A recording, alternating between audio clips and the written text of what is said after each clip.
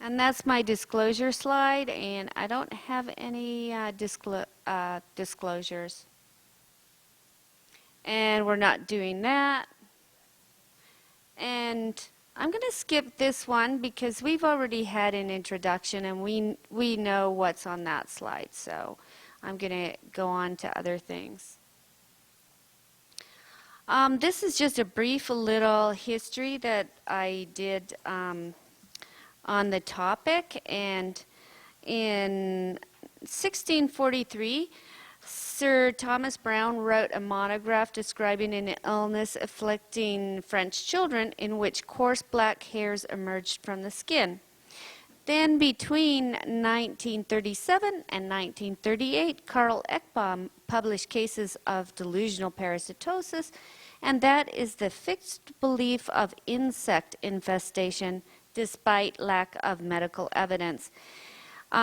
What's interesting to know now in retrospect is that some of the patients in his study suffered from syphilis, which is a known spirochetal infection, so therefore a relative of Borrelia. In 2001, biologist Mary Leto noticed these unusual fibers protruding from her son's skin, and she named the condition Morgellons disease based on the similarities to Sir Thomas Browne's condition.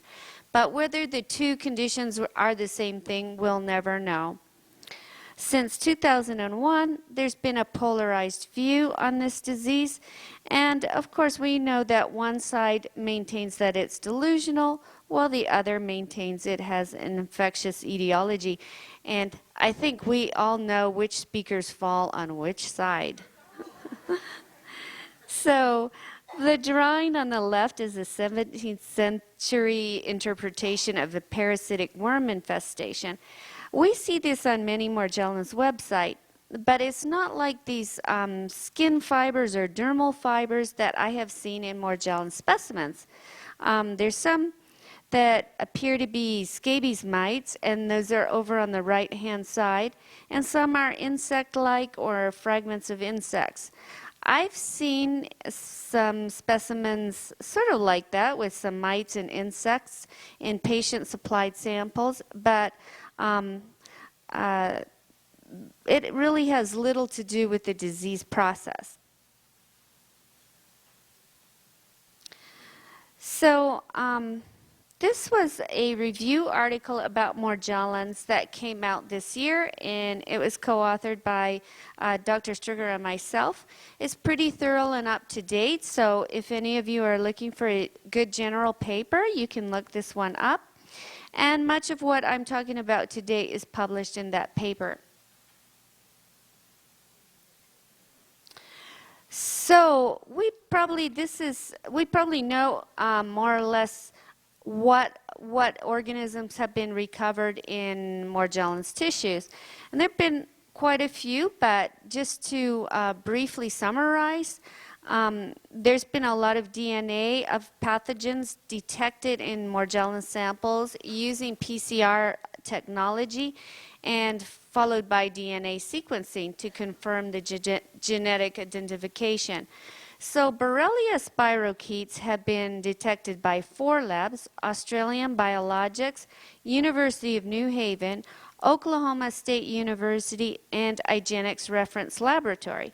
And also a new collaborator has found Borrelia, and that's Mount Allison University. So Borrelia burgdorferi has been detected by all 4 of these laboratories: Borrelia miyamotoi by Australian Biologics, Borrelia hermsii by IGeneX, Borrelia guerinii by Australian Biologics and IGeneX. And also other pathogens have been detected, and now after listening this weekend I realized I have to add chlamydia to there, but you know, at the time it wasn't it hadn't been described. So other pathogens include Treponema denticola and Bartonella hanselae, and also Helicobacter pylori. I want to emphasize that all the PCR assays that all of these independent laboratories did included positive and negative controls. And in all the times and in all the several hundreds of negative controls that were run in these laboratories, none of the negative controls turned out to be positive. Also, I'd like to mention that at the request of Dr. Eva Shapi at the University of New Haven, Perkin Elmer detected Borrelia burgdorferi and Helicobacter pylori using a different methodology. She used metagenomic sequencing, then eliminated the human reads, and she followed this with whole genome sequencing, detecting both Borrelia burgdorferi and Helicobacter pylori.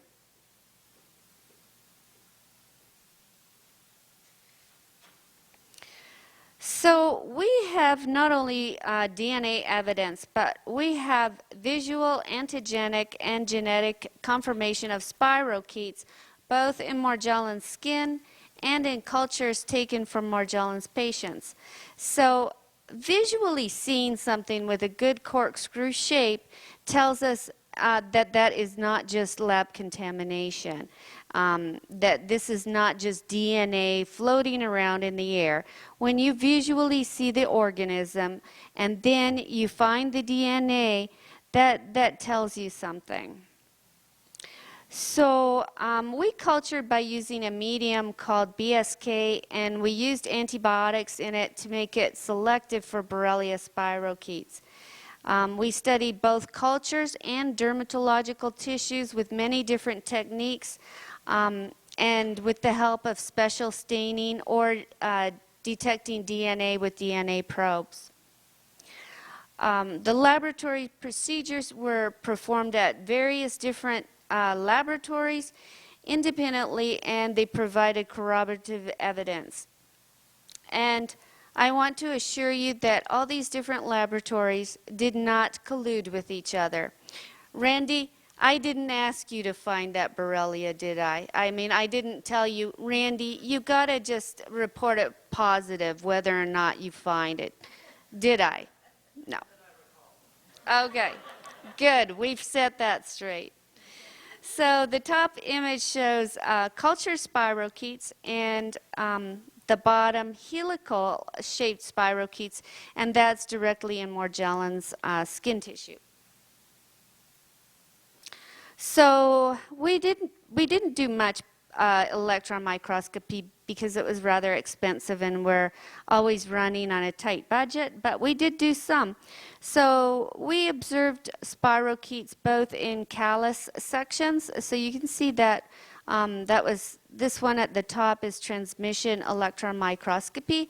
We also found it directly on calluses with scanning electron microscopy, which I didn't show. But the bottom image is scanning electron microscopy of culture spirochetes. And for some reason, we had a little jump there. We used this silver nitrate staining, and this was to just visualize the helical shapes and to see them in tissue. This was mostly done in tissue. It was done at 2 different laboratories, and one was called Interscope Laboratories in California, and the other was McLean's Laboratory. And as you can see, the spirochetal load in the tissue could be very, very high. So it wasn't just a little squiggle now and then that could have been an artifact. We saw many, many spirochetes. It wasn't just, as some people would put it, a couple of bugs floating around in there.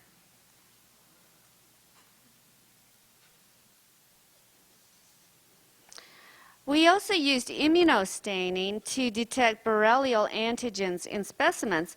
And what immunostaining does is it shows the reactivity between the molecular components of a pathogen, which are usually proteins, and they're called antigens, and molecules that are produced by the immune system, the antibodies. And antibodies in this methodology are chemically labeled to allow visualization of the antibody-antigen reaction. The staining that you see here is a rabbit anti-Borrelia polyclonal antibody with alkaline phosphatase label, and it was performed at McLean's lab in New York.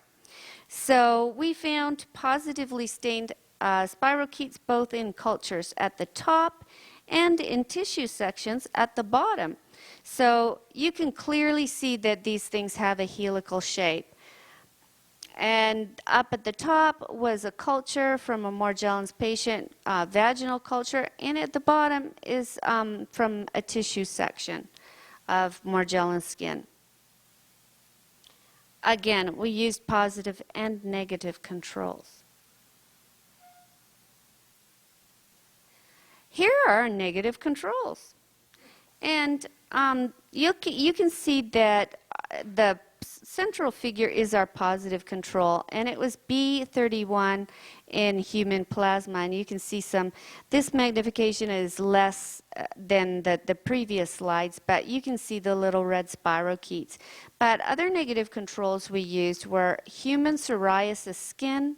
Then we had normal human skin with bacterial flora in it, and you can see that those had no staining.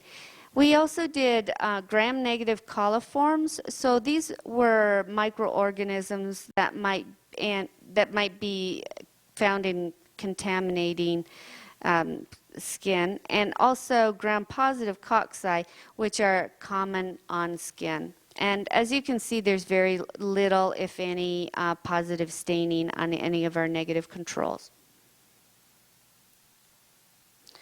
So, independently, immunostaining was performed at the University of New Haven. Again, it was performed with positive and negative controls, and this stain was a bit more specific than the other one. It reacted to Borrelia species, but it did not react to Treponema denticola, so it was pretty specific for the genus Borrelia. And Borrelia spirochetes were detected both in Morgellons tissue at the top and in culture at the bottom. We also visually detected DNA using DNA probes. The probe 740 and probe FLA-B. Again, these probes allowed us to visualize Borrelia DNA in situ, and we mostly did this in skin sections. Again, all assays were performed alongside positive and negative controls, and this particular staining was done at McLean's laboratories. Though Dr. Shaw mentioned that IGeneX has done similar fish staining for Borrelia and various pathogens, as has the University of New Haven. So again, this methodology has been independently performed at different laboratories. Then, as we know, the key diagnostic feature are these embedded or protruding dermal filaments. Now, our guest dermatopathologist did not like the fact that I referred to these as dermal filaments. To him, the word dermal meant the dermis, so it was not referring to the skin. But if you look up the definition of dermal, it means of or pertaining to the skin, and it can be in particular reference to the dermal layer, but it can be applied to the entire skin. It's just like the word dermatology is the science of and the study of skin. It's not just the study of the dermal cell layer.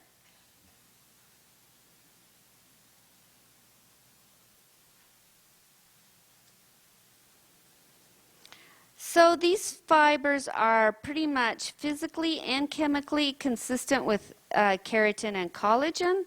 So they dissolve in chemicals such as sodium hydroxide, and they burn much like hair does. They're morphologically very hair-like. They have a hollow medulla and solid cortex. So older cells will lose their nuclei and cell contents, leaving microfilaments behind. The filaments can stem from basal epithelial cells, and you can see that on one of the bottom images. And they can also stem off of follicles, as you can see on one of the bottom images. These filaments are products of both keratinocytes and fibroblasts.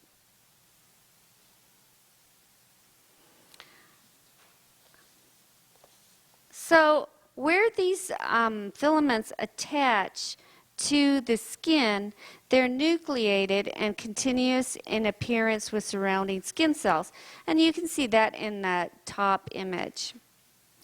We did some special staining called Gomori trichrome that showed us that these filaments are composed both of keratin and collagen. So keratin stains red and collagen is stained green. So you can see the filaments are sort of little round jelly bean shaped things, and that's because when we cut a section, it'll sort of cut a cross section from them, or sometimes a longitudinal section or an oblique section. So all these sort of filamentous looking things are the filaments, and in these Morgellons sections, they were stained red and green. So we thought also it's possible they could have an amyloid protein content. So we did staining with Congo red, but it was suggestive, showing some apple green birefringence under polarized light. But that's not a very specific methodology. So really, we need to do further investigations to find out if this is accurate or not. We wanted to see if the fibers were cellulose or chitin containing, and cellulose would be found in cotton fibers. And as we know, the CDC determined that the fibers they studied were cotton. We didn't study any loose fibers. We made sure all of our fibers were embedded, and that's why we had to do histological staining. The loose fibers we felt could be environmental contaminants. Now, the positive control is up at the top, and that was fungi in infected skin. And you can see that the fungal element stained a bright blue-white. Well, on the bottom, you can see all those little dark round things. Those are the sections of Morgellons fibers. And then the sort of medium colored blue are skin cells. And as you can see, the fiber sections are a lot darker than the surrounding skin cells. So they are negative. They were not cellulose, and they were not chitin.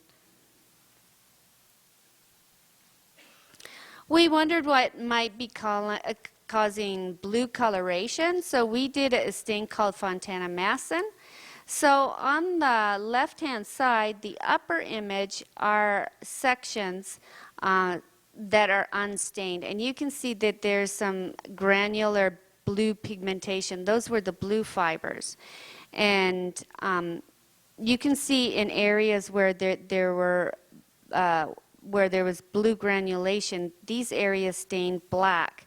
Some of them, when you cut a section, some of the layer is more exposed to the stain than others. So some of these little blue specks might be deeper in the section and therefore didn't stain. But for the most part, these blue fibers stain positive for melanin.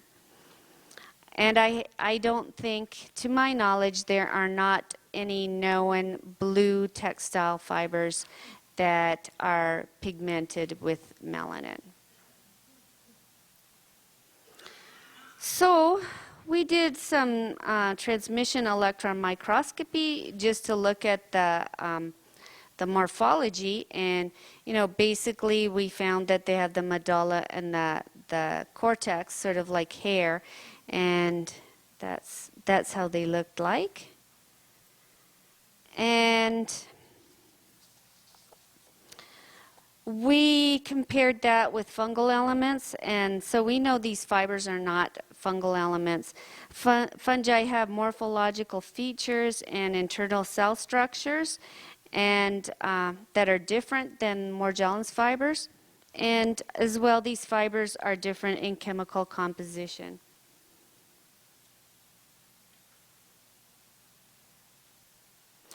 We also compared the fibers to filamentous bacteria, and they are too large and they don't have the morphological features of filamentous bacteria. They are also different in chemical composition. They also are not parasites, and parasites have morphological features such as organs. They have digestive tracts, sex organs, and they're very complex multicellular organisms. And they're usually very symmetrical, as you can see by the filarial nematode, and they don't look anything like Morgellons fibers. Some websites will mention the rope parasite, and that's a pseudoscientific myth, and that rope parasite does not exist. Sometimes people think that a fiber is an insect or an arthropod, and some websites will refer to micromyiasis. So again, the fibers lack the morphological features and the organs of these complex multicellular organisms. So micromyiasis, as I said, is mentioned on a lot of Morgellons websites. It's also a pseudoscientific myth. Diseases with interesting names are often proposed as the cause of Morgellons, and each year people come up with new causes without any evidence to support them. So beware of websites proposing exotic things when they have a lack of evidence. And unfortunately, pseudoscientific things make us look a little bit goofy, and it makes it difficult to get real science recognized. And as you can see by our visitor this week, it is not easy. So I did not want to, I'm not a fiber expert, so I wanted independent evaluation of some of these fibers. So I sent the blue fibers, and there's a picture of a typical blue fiber that I sent to an independent expert up on the top for independent evaluation. And he did microspectroscopy. He also did scanning and transmission electron microscopy. And what his studies revealed is that Morgellons fibers are very small blue hairs. Now the cortex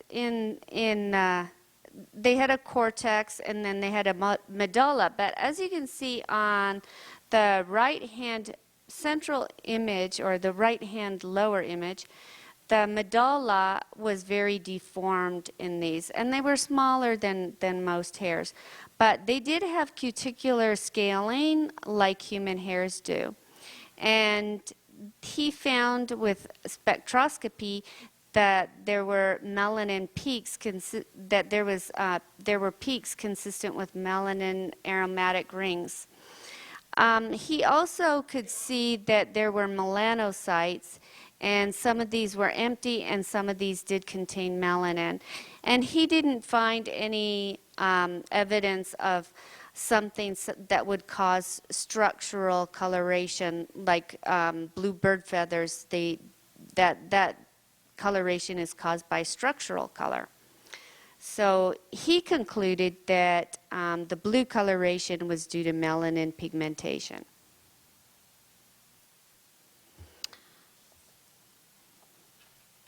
There's some other objects and materials found in specimens that we get, and we're asked about these. And one of which is a slimy gel-like substance. A lot of people get gel or slime. And we did section some of this, and We're not sure exactly what it is, but Dr. Eva Shapi, as you know, has found alginate in a lot of the samples, and that probably would be a slimy substance, so it could be alginate. And one thing we do know is that this gel is full of spirochetes and seems to be a favorable environment for spirochetes. So that is a picture of section gel, and all that bright cherry red is spirochetes. So, you know, maybe it is biofilm.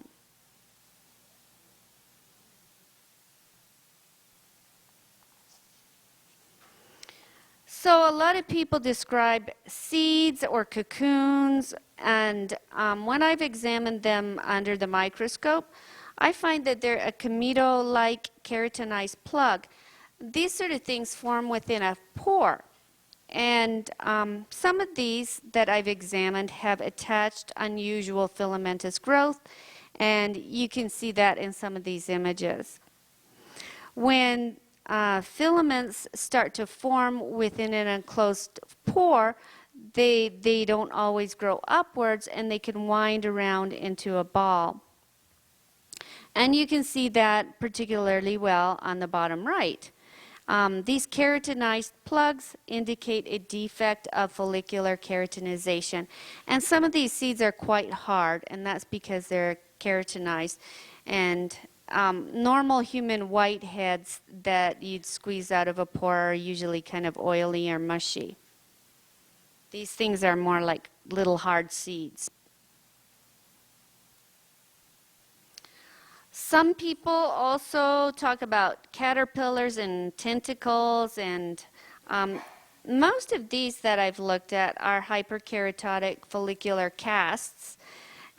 So these are sort of keratinized features that form around a follicular bulb. They can have unusual filamentous attachments, and there's some arrows pointing to some of these filamentous attachments. Again, if these filaments form around a sheath in a confined space, they can be tightly wound into a wad.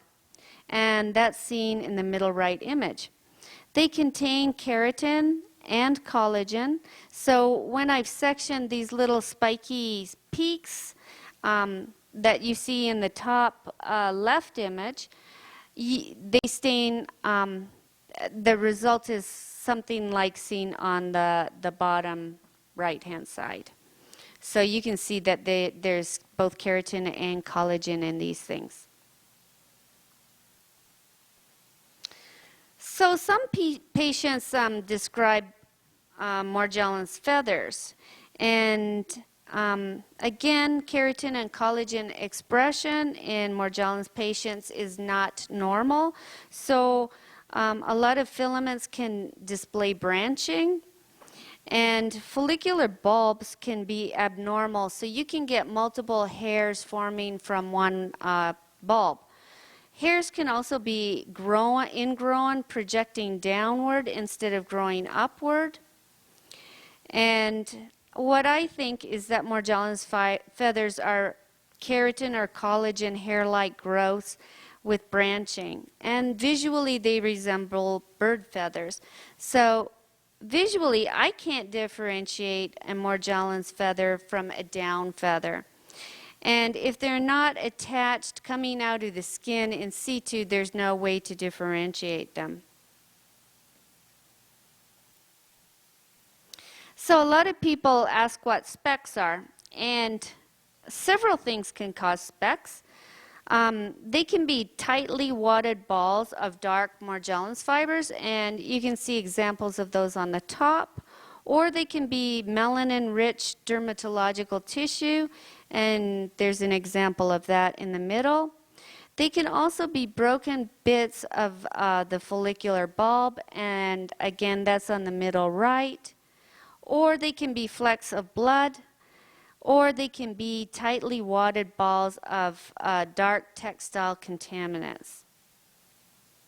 It's very hard to visually determine what things are. So, you know, to really determine what things are, you have to do an analysis on it. And, you know, is it really something that's worthwhile doing? we have to ask. So some people describe fuzzballs, and I've studied a few of these and had them sectioned. And the ones that I've studied are largely composed of textile fibers. So they can sometimes have some Morgellons tissue in them. So that one on the top, all those big thick red things were actually keratin. But all the fuzzy stuff around it turned out to be textile fibers.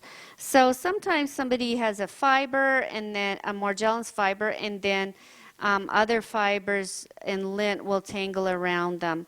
So they're not really good specimens to study for fiber composition. And so again, if you want to study specimens, it's best to study skin with embedded objects. So some specimens contain bugs, and these were all various bugs that I found in Morgellons specimens collected by patients or research subjects.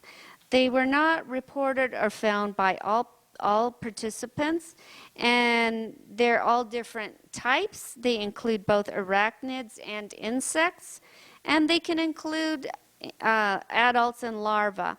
Most of these are species not known to cause any infestation. What I believe is they probably accidentally adhere to open wounds, or they could opportunistically visit a lesion. The most common one that I see are common fruit flies. And fruit flies are not known to cause infestation. I think possibly they might be attracted to something in lesions, such as the alginate, which is a sugar polymer.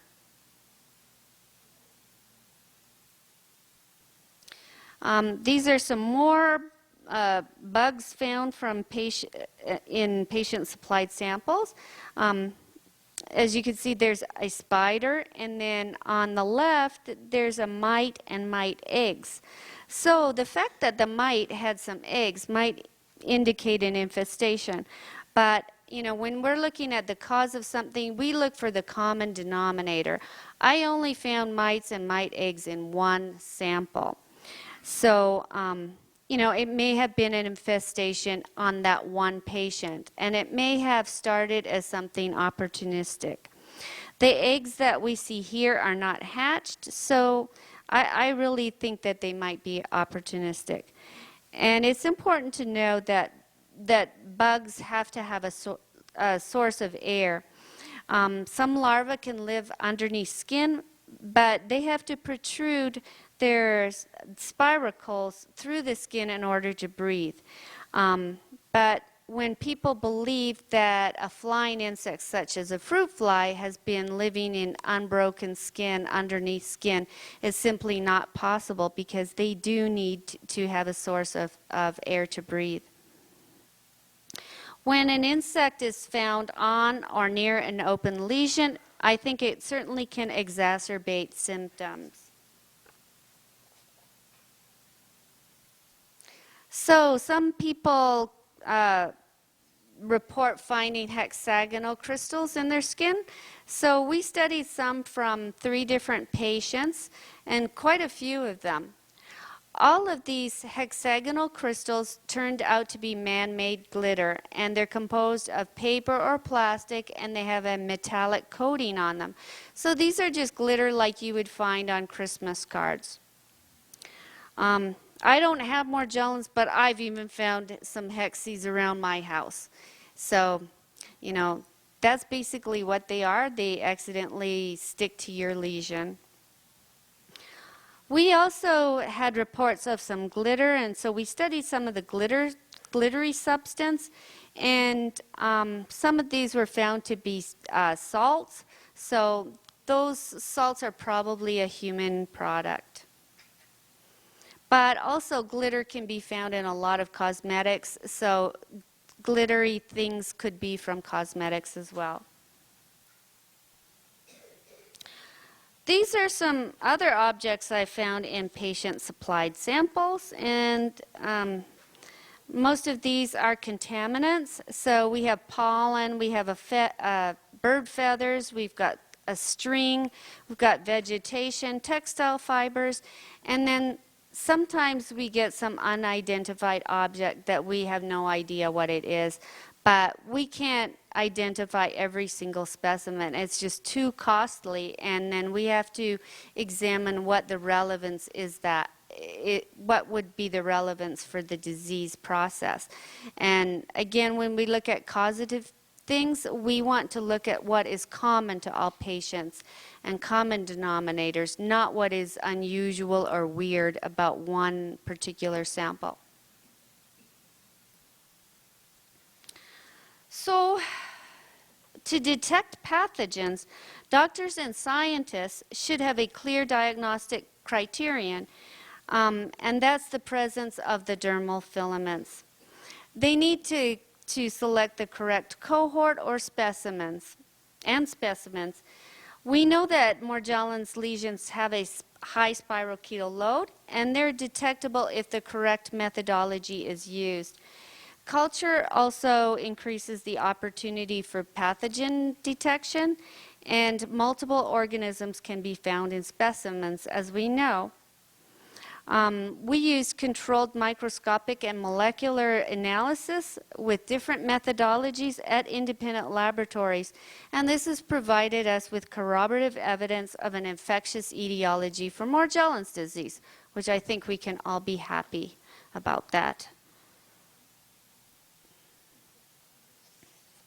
So, for patients and doctors, you should be aware that for fiber composition studies, fibers embedded in skin needs to be collected, not environmental specimens. So if you look at loose fibers, it's usually going to be an environmental contaminant. And unfortunately, I think that's what happened in the CDC studies when they found cotton. And it's important to remember that these lesions are sticky and artifacts can attach to it. So arthropods, hexapods, and other things can accidentally adhere to lesions, but are not necessarily part of the disease process. Microscopic fibers sometimes can move by electrostatic or mechanical energy, but that's not the movement of a live organism. And it's really much better if doctors will examine lesions in situ with at least 50 times magnification than to look at self-collected material.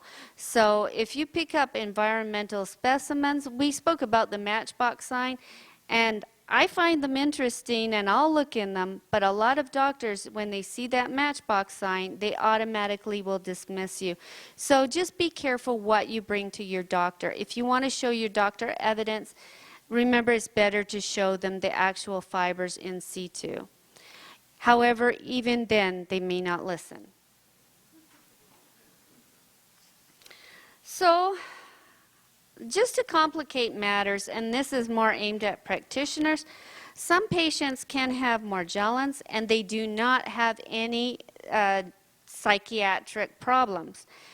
They're completely normal. They have these dermal filaments and the fibers are present physically, and they are not something the patient has hallucinated or implanted. They're physically there. Also, some patients have Morgellons and they're not delusional, but a few patients will misinterpret symptoms and specimens. For example, they might see the fibers and they might identify them as a worm, or they might see those little comedo-like plugs and think it's a seed or an egg. Then there's also some patients that have Morgellons, and they do have these dermal filaments, but they also have neuropsychiatric symptoms with a delusional component. And so they may have fixed false beliefs. For example, I've heard one subject told me that he could see eyeballs everywhere, and everything that he looked at had eyeballs in it. I'd show him a piece of skin and he'd say, "See, there's the eyeballs," and there weren't any. And then another dermatologist I heard about had found a patient took him some French fries. And another practitioner found a small pine cone that somebody said came out of their skin. And I want to emphasize that patients that bring unusual things like this should not automatically be dismissed. It's important to look and see if they have dermal filaments, and also remember that people can misinterpret symptoms. And I think it's just disgusting for people to be dismissed because of the matchbox sign.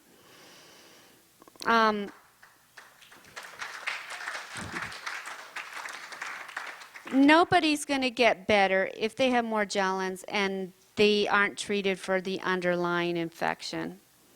So delusional parasitosis exists, so it's possible some people have delusional parasitosis and don't have Morgellons. I have not met one yet, though. And some people that have pruritic conditions could think they have Morgellons and actually have something else. So what's really important is to determine about those dermal filaments. And remember that doctors might not listen to you. So we talked about the matchbox sign.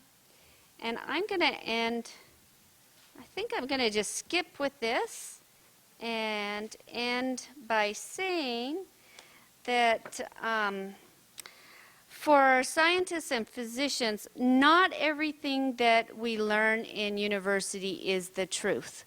We are sometimes told things that turn out not to be the truth, and we need to be humble and learn to accept that we don't know everything. And we have to keep an open mind. And one example of that is that we heard a certain practitioner today talk about why veins look to be blue when they are in fact red. And he went on to say that this is an optical illusion. Well, I want all of you to know that he learned that somewhere. And he did say that he deserved the Nobel Prize for it, did he not? Well, he learned that, but that is not true.